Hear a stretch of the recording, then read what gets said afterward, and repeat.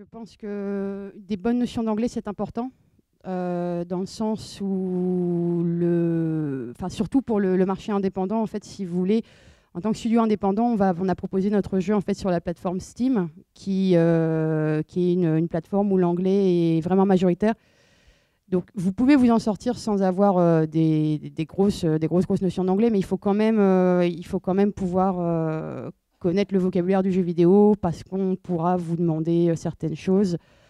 En tout cas, si vous travaillez avec Steam ou si vous travaillez en fait dans un studio international, oui, là, il faudrait voir à développer ses compétences en anglais.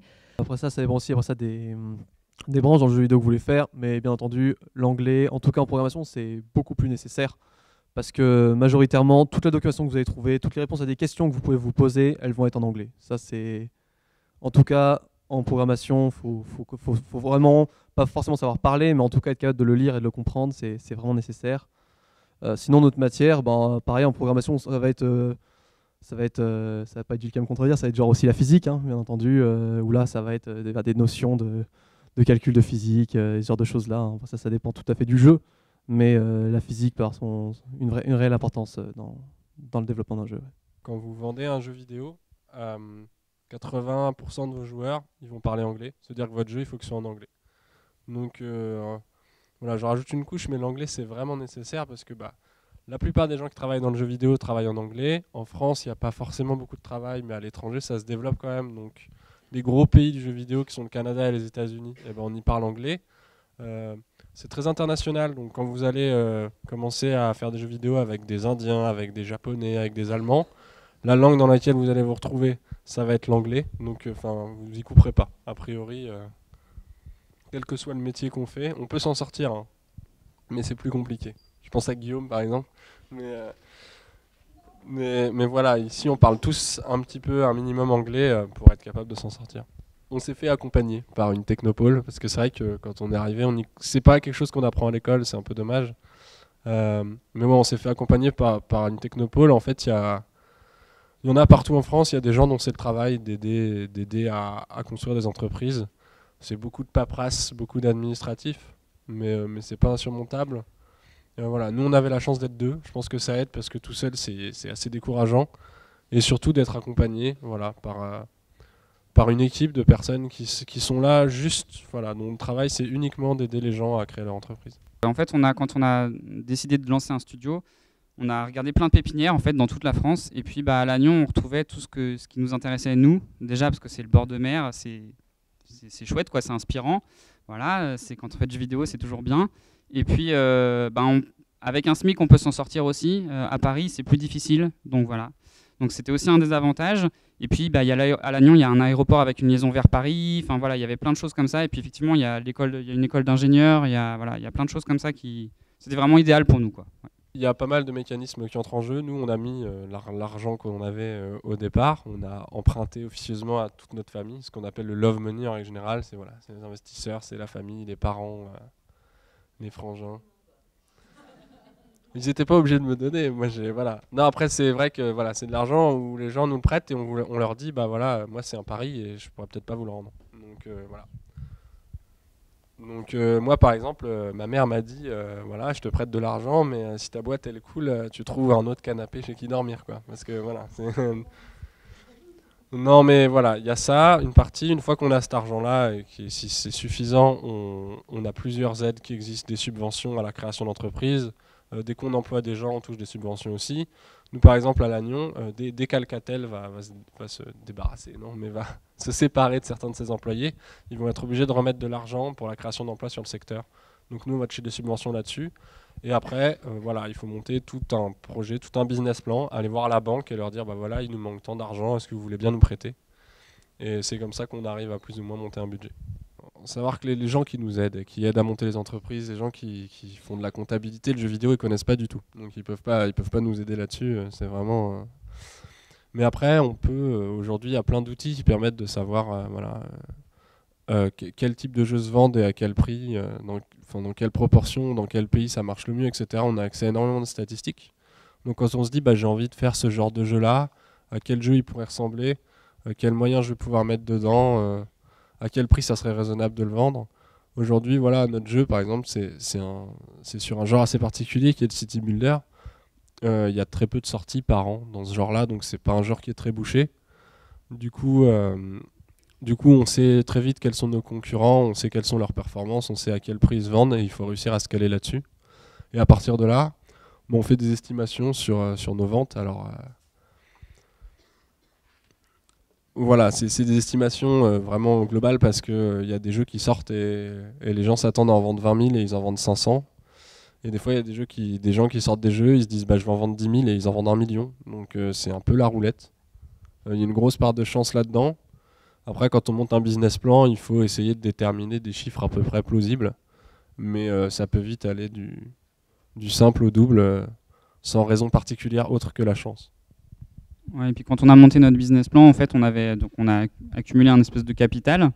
Et avec ce capital-là, on a défini combien de mois on avait de production devant nous pour créer notre jeu. Donc ça a aussi influencé la création du jeu en elle-même, en fait. Parce que du coup, on avait 9 mois de budget pour faire un jeu. Donc en 9 mois, il faut faire un jeu. Donc, voilà. Non, c'est complètement différent parce que les contraintes ne sont pas les mêmes.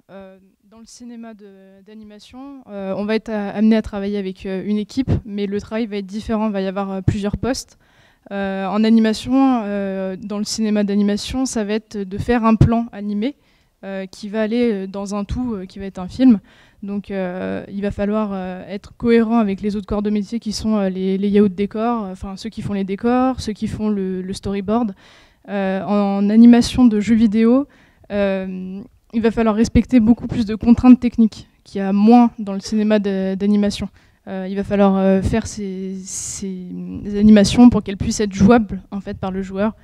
Et c'est là où la contrainte va arriver parce qu'on ne peut pas faire n'importe quoi. Autant sur un plan d'animation, on peut faire une jolie marche avec plein d'effets. Autant dans un jeu vidéo, dès qu'on met des choses comme ça, des FX, et à chaque fois c'est une contrainte supplémentaire et on n'est pas sûr de pouvoir y arriver. Dans la mienne d'école, on apprenait les deux. Il y avait la section court-métrage et la section jeux vidéo.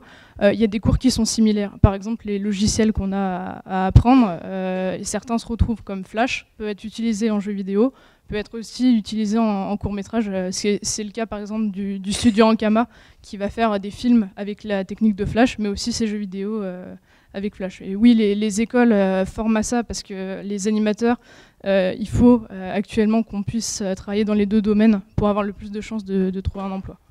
Alors moi, je trouve que le bon exemple, en fait, c'est d'utiliser des outils comme Scratch. C'est de la programmation objet, c'est super facile. Quand on est très jeune, on peut rapidement comprendre comment ça fonctionne. Et ça vous donne un peu une logique mathématique, ce qu'on appelle l'algorithmique, en fait, qui sera à l'intérieur. Donc ça, c'est un outil principal. Après, vous avez un gros paquet de tutoriels pour tous ceux qui sont intéressés par tout ce qui est art graphique sur Photoshop, Illustrator, etc. Vous avez des quantités de tutoriels énormes sur YouTube ou n'importe où, sur plein de sites. Et après, ceux qui veulent vraiment se lancer sur la création de programmes, moi je conseille souvent pour programmer d'y aller vraiment progressivement. C'est peut-être aussi en passant par de la création de sites web aussi, déjà commencer par du HTML, CSS, juste comprendre un petit peu comment ça marche. Et après, vous allez plus loin, donc vous pouvez apprendre différents langages comme le C par exemple. Et là-dessus, vous avez des tutoriels. Il y a un site qui a été renommé, mais anciennement il s'appelait le site du zéro, qui était un site vraiment pour débuter assez facilement. Et du coup, dessus, maintenant, il y a plein de tutoriels. Ça s'appelle Open Classroom. Il a été renommé comme ça. Un des auteurs, je crois que c'est Mathieu Nebra, et c'est quelqu'un d'assez pédagogue qui a écrit d'ailleurs pas mal de livres là-dessus et qui vous explique comment créer un petit jeu en codant. Donc ça, c'est quelque chose qui est assez rigolo. Donc c'est vrai que le code, ça peut être aussi très ludique. Il ne faut pas se dire, oh là là, il y a plein de lignes, c'est monstrueux, c'est horrible. Non, ça peut vraiment être très chouette. Vous pouvez utiliser aussi des petits outils. Moi, j'enseigne par exemple le code aussi avec des outils comme Arduino.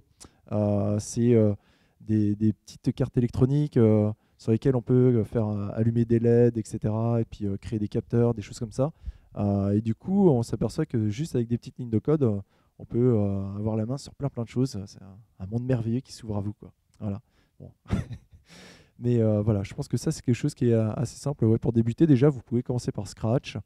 Il y a Flash aussi, effectivement, qui est très connu pour les animations. Spine, c'était une bonne référence.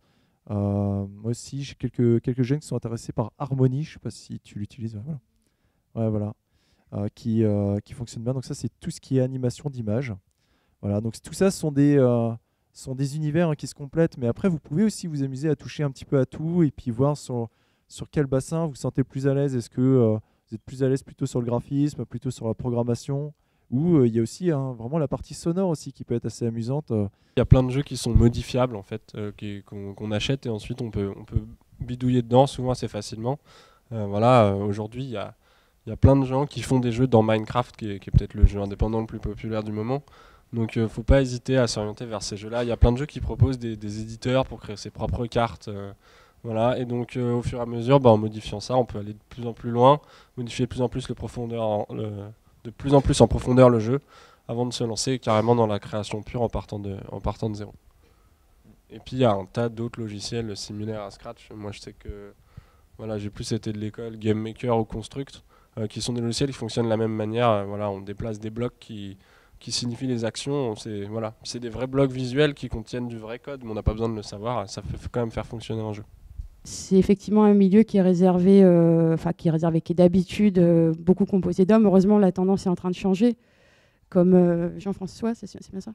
Jean-François l'a montré dans son graphique tout à l'heure. La tendance en fait de jeu il y avait les chiffres, c'était donc 51% des joueurs étaient masculins, 49% des joueurs étaient des femmes. Donc ça prend de l'ampleur, il y a de plus en plus de femmes, mais il y a effectivement un aspect un peu macho qui subsiste. Après, je pense que c'est surtout dans les communautés de joueurs, quand on joue, que ça se retrouve, pas forcément dans les entreprises. Tout simplement parce que c'est vachement plus surveillé dans les entreprises et que s'il y a ce genre de comportement dans les entreprises, ça passe déjà nettement moins bien que derrière son micro quand on joue à un jeu vidéo. C'est vrai que les filles sont très peu représentées, mais ça commence à changer. Mais ce qu'il faut vous dire, c'est que si vous êtes une fille, il ne faut pas hésiter à aller dans le jeu vidéo.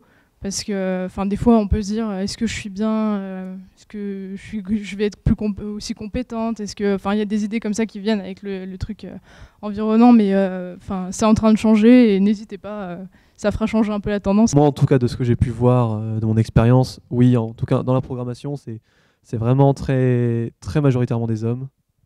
Et dans l'artistique, c'est là qu'on croise le plus de femmes, en fait. Voilà. En tout cas, dans mon école, dans ma classe, on était 30, il y avait 2 filles. Voilà. En programmation, c'est 1 sur 100 peut-être, c'est un peu malheureux, mais c'est ça. Et en graphisme, c'est un ratio un peu plus, mais c'est toujours pas la parité. C'est vrai que c'est un gros problème. Donc voilà, nous au final, on a embauché 4 personnes, on a fait 50-50. C'est un beau hasard, ça tombe bien, mais c'est vrai que c'est un petit milieu un peu sectaire qui est historiquement très geek. Donc effectivement, on s'imagine des barbus enfermés à manger de la pizza et à faire du jeu vidéo. C'est une image qui colle un peu à la peau, mais qui est réellement en train de changer. Voilà. C'est après aussi à nous, en tant que professionnels, de faire des efforts là-dessus. Donc c'est toujours pas la parité, mais c'est en voie de changer, on va dire.